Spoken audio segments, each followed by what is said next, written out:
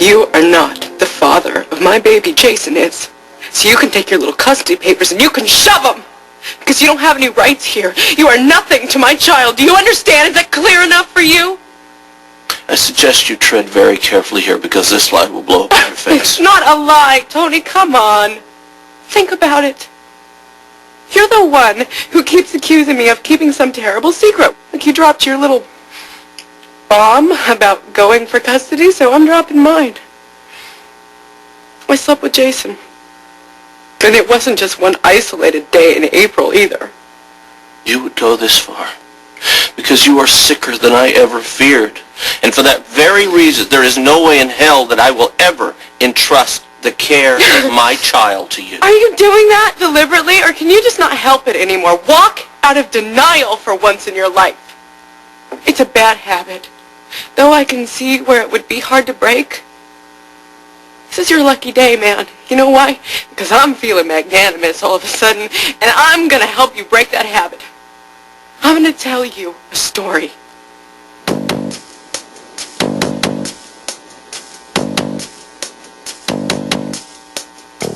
You with your fantasy about Jason, let me recommend a shrink. In the meantime, I have a consultation. Come on, Tony. Surely you've got 5 minutes to listen to what I have to say, what's going to set you free. That's what you want, right? All right, so listen, okay? I got a little story for you. Here's how it goes. Picture me, newly arrived in this city to a resounding lack of interest, all alone and looking for something to do, anything to alleviate the crashing boredom, so I walk into Jake's, shoot some pool. Well, the gods sure must have been on my side that night because I laid eyes on about the finest piece of work of a man I had ever seen. Jason was all that and more. Of course, I didn't know his name at the time, and he didn't know mine, but that didn't matter. Jason and I were just about low-down, dirty sex. Throw me up against the wall, baby. You know what? You should try it sometime. It's a lot more effective than sappy love songs. Even now, Jason and I don't need a whole lot of words. He doesn't need to dress me up in layers of stuff to hide who I am. He likes me just fine. He doesn't think I'm trash. And he doesn't give a damn if I sleep late or I skip lunch. He doesn't build impossible situations where I feel that I have to lie all the time just to stay worthy of him. I got it. You're welcome to the apartment. I'll make other arrangements. Good, because the apartment is so full of Jason. That's right, sir. You are correct. We were doing it right under your nose. Oh, congratulations. The dreaded consult's been postponed, so you got a free period. Get out of your way. Do that. Thank you for stopping by. I will make sure that I put my free hour to good use. Okay.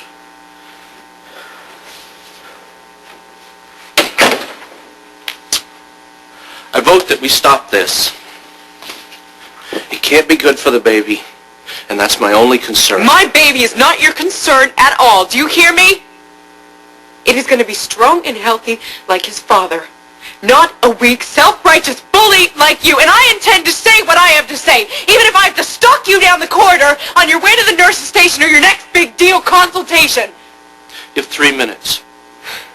Why don't you start by explaining Robin Scorpio's role in all this, if you can? She doesn't have one. Except that Jason's in love with her, or is that a little inconvenient detail that you managed to forget when you worked up this stupid story? Jason was in love with Robin the same way that I was in love with you. It was security, Tony. It was grounding. It was like something that people like us need. But we also need physical gratification in a big way, and he couldn't get that from her. I sure as hell couldn't get it from you. You were just so easy to fool. You know that? Jason and I used to laugh about it all the time, like at the cabin. You walked in on us. You found us there, remember? And then at the apartment, you walked in, we're rolling around on the floor together, and you chose to see a food fight? I couldn't believe my luck. And there was a time, actually, we had just finished. I was stark naked, putting on my bathrobe when you walked in. You remember. I can see you remember. And I thought for sure I'm busted, but no. Instead, you pontificated about proper etiquette, said, wear clothes when you entertain guests, Carly, in that nauseating, condescending way that you have, as if Jason were too damaged to warrant your attention. And I was so insignificant, nobody else would want me anyway. Right? Well, wrong, Mr. Brilliant Neurosurgeon, or should I say wrong again? It's true, don't you? You know that I'm carrying Jason's baby inside my body. I can see it in your eyes, Tony. I hurt you by filing for custody. You hurt me by spinning a tale that cuts me out of my baby's life. What do you want me to say, Carly? Say I'm hysterical. Call me unstable. That's a word you like. Tell me I'm a liar and I never took him into my body.